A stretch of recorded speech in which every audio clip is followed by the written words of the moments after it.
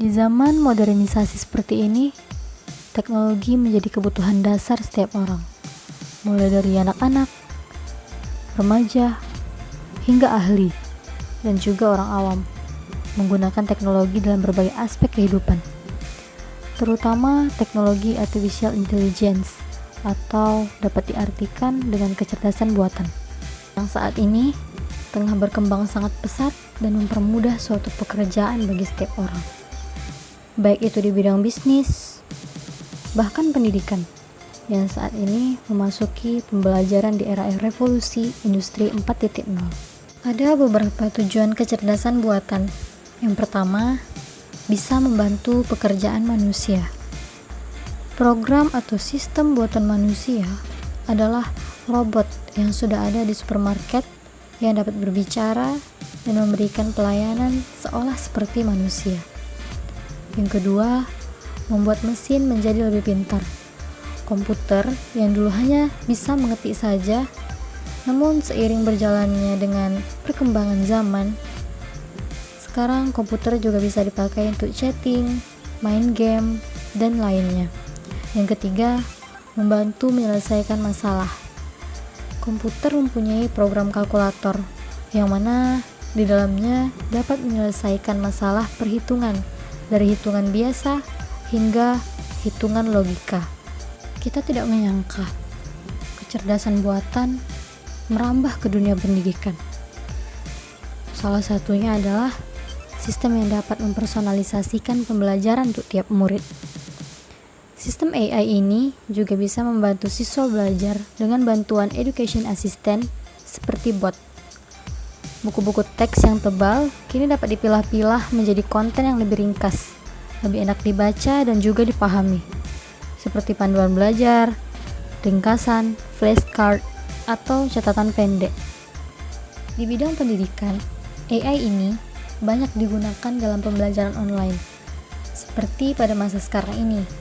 Jadi, beberapa aplikasi edutech atau MOOC, Massive Open Online Course, mereka menyatakan bahwa mereka menggunakan AI yang sederhana untuk memproses data, untuk menganalisa pengajar dan pembelajar dalam pengambilan keputusannya dalam aktivitas belajarnya.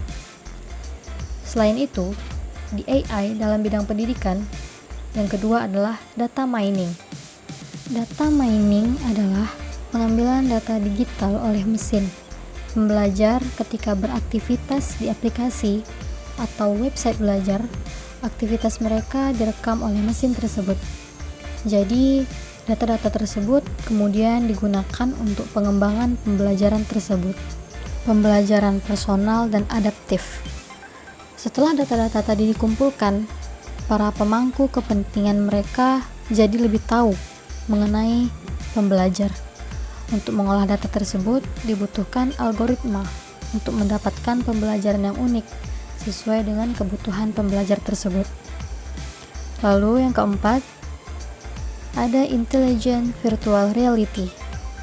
Misalnya, seorang pilot ataupun dokter sedang melakukan proses belajar. Mereka tidak harus melakukan proses belajar itu di tempatnya.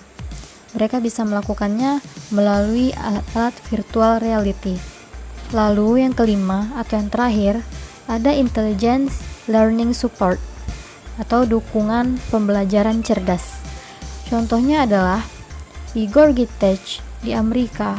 Mereka mempunyai suatu sistem AI. Jadi, mereka mempunyai teaching assistant atau asisten dosen yang sebenarnya itu adalah mesin yang namanya Jill Watson. Kecerdasan buatan atau artificial intelligence atau biasa disingkat dengan AI memiliki beberapa kelebihan dan juga kekurangan. Yang pertama, kelebihan AI. AI sifatnya netral, tidak pandang bulu. Artinya, di mana mengambil keputusan itu lebih nyata dan benar, berbeda dengan manusia yang terkadang masih mempunyai pertimbangan. Yang kedua adalah kecerdasan buatan sifatnya permanen, artinya tidak dapat diubah kembali, namun bisa dipakai berkali-kali. Selanjutnya, kekurangan AI.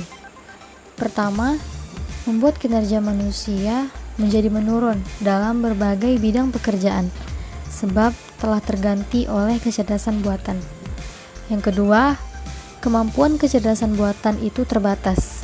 Artinya, sistem itu terbatas dalam melakukan hal tertentu, tidak dapat melakukan hal yang lebih seperti layaknya manusia.